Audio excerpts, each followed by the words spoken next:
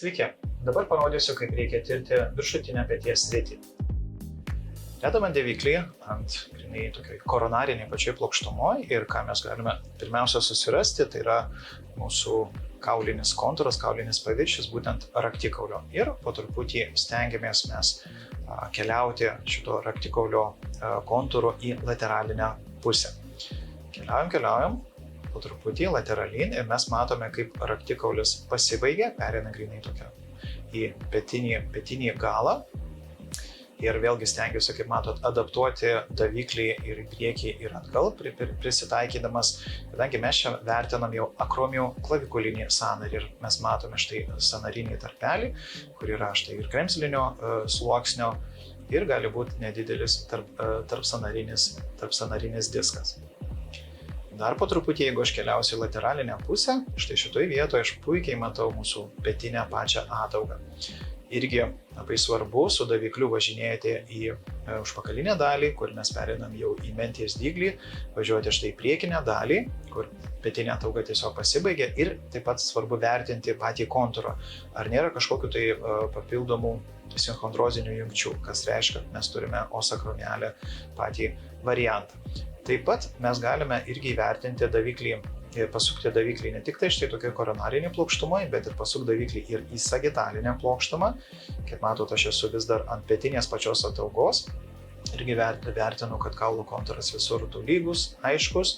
Aš tai pereidamas į priekinę pusę, aš aiškiai matau, kur mūsų pati petinė atauga pasibaigia. Čia jau pereina tiesiog jau deltinis raumuo tvirtinasi. Taip pat su davikliu aš galiu grįžti šitoj plokštumoj atgal. Šitoje vietoje aš pereinu grynai, esu virš akromioklavikulinių sąnario ir matom irgi kremzlinis štai audinys. Ir jeigu aš dar keliausiu medialin, šitoje vietoje aš matau mūsų raktikaulį skersiniai pačioj plokštumoje ir aplinkinius besitvirtinančius raumenis.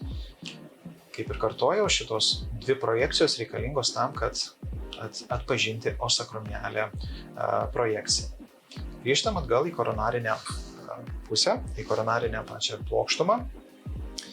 Ir dabar aš keliauju vis dar lateralin ir aš matau lateraliai išledančią grynai žastikaulio proksimalinę dalį.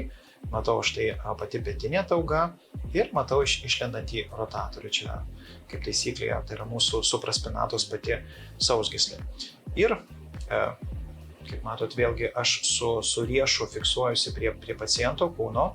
Viena dalis mano daviklio fiksuojusi prie pačios petinės ataugos. Tada paimu pacientą už alkūnės ir iš lėto stengiuosi pakelti pačią ranką ir stebėti, ar viskas gražiai sulenda po pačią petinę ataugą.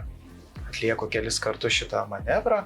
Tai yra vadinamas mūsų popetinis ankštumas, subakromialinio ankštumo, dar kitaip testas. Ir kaip matot, normos atveju, aš matau, kad visos struktūros, tai yra supraspinatus pati sausgyslė ir burza, kad ir kiek jinai čia būtų šiek tiek sustorėjusi, jinai gražiai sulenda viskas po pačią petinę ataugą. Tai tiek iš viršutinės peties srities ultragarsinių tyrimų.